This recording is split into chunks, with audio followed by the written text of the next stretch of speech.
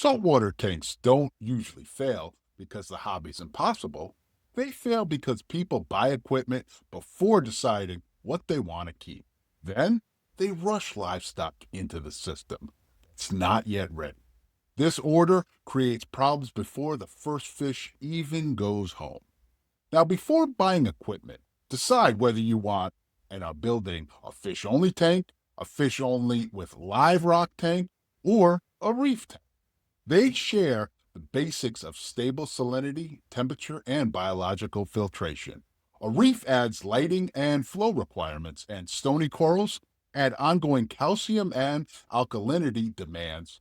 Now, for example, take tank size. The common advice says start small. A 10-gallon tank, cheap and easy to fit on a desk. Small tanks aren't doomed. A well-maintained nano reef runs for years, but a small volume of water gives you less room to recover from an ordinary mistake. Because there's less water to dilute whatever went wrong. Overfeed, a missed top-off, the heater fails overnight. These problems compound fast. 10-gallon tanks. In 40 gallons, you usually have some time to notice and fix them. More water buys you time. It doesn't make a bad heater a bad stocking decision or a disease outbreak harmless. A 40-gallon breeder tank is a strong option for a first breed, mostly because it's wide and shallow, which keeps lighting simpler than a tall tank. A 75-gallon tank gives you more swimming room and more water to buffer mistakes. At the cost, weight, more salt water, and a bigger commitment. A 40-gallon system holds around 342 pounds of water once you count the salt mix.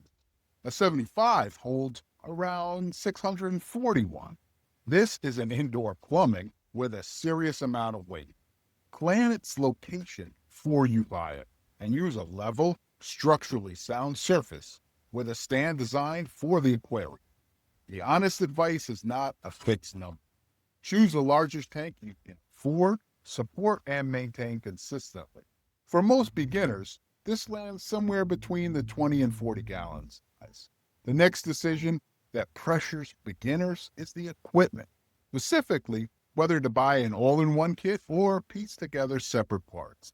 An all-in-one isn't a trap, it's a form factor. Lights, filter, and pump build into one footprint. And for a lot of first-time owners, it's genuinely the easier system. Less plumbing, fewer places for something to leak. Tanks like the Fluval Evolve, Waterbox Cube, or Red Sea Max are popular examples of this format. Some kits are underpowered for ambitious coral goals. Some aren't. The mistake isn't buying a kit or avoiding one, it's buying either option before you know what it is you're doing. A reef system also needs a protein skimmer, which pulls dissolved organic waste out of the water columns before it breaks down into ammonia. An all-in-one kit may or may not include this, and it matters more as your bioload increases. Flow from a dedicated powerhead or wave maker moves water through dead spots the return pump doesn't reach, and keeps corals healthy by delivering oxygen and nutrients across their surface. A soft coral reef needs different light output than a fish-only tank with live rock, and no box on a shelf is calibrated to your specific plan. For reef lighting, PAR, which means photosynthetically active radiant, tells you whether a fixture delivers enough intensity for what you're keeping. Before spending on lights, flow, or filtration, know your livestock list because the list tells you whether the gear you're looking at is enough.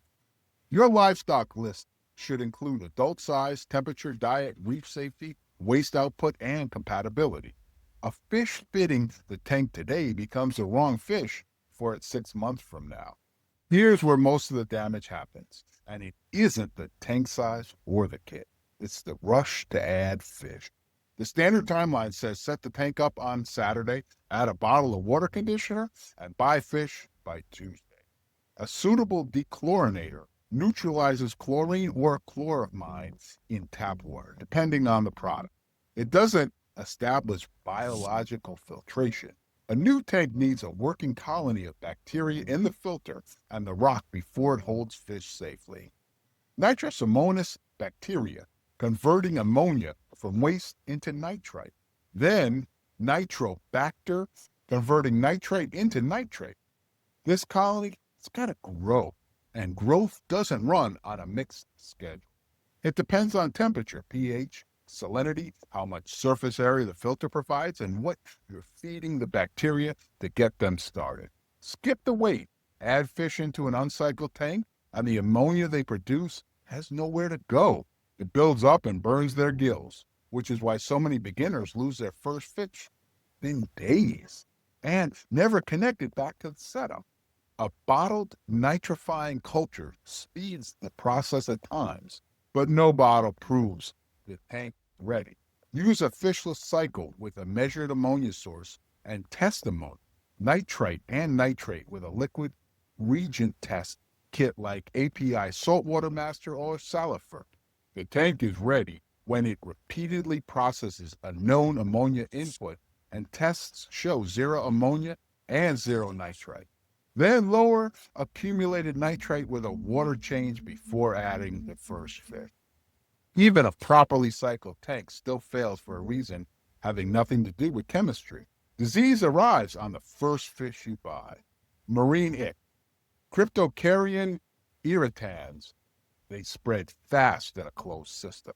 And a beginner who has done everything right on the cycling side still loses an entire tank because a new arrival carried something in.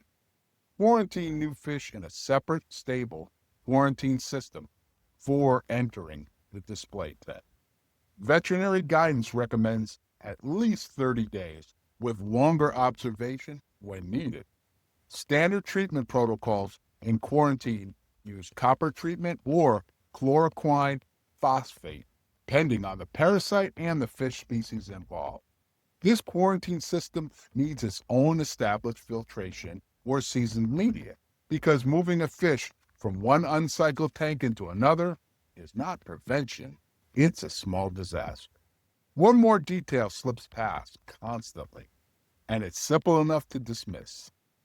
Top off evaporation with fresh RO or RODI water. Never mixed salt water. Salt doesn't evaporate, so replacing evaporation with salt water steadily raises salinity.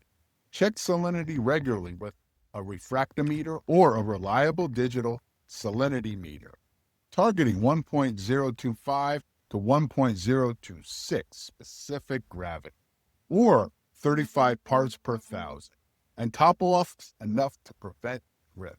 None of this is complicated once it's laid out in order. Decide what you're building before you buy anything.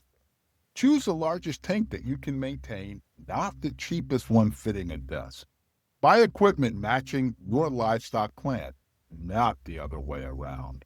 Cycle the tank with a measured ammonia source and trusted test kit over a calendar. Stock slowly, watching how the system responds to each addition.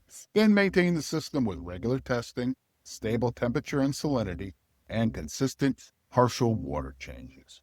Quarantine every new fish before it meets the ones you already have.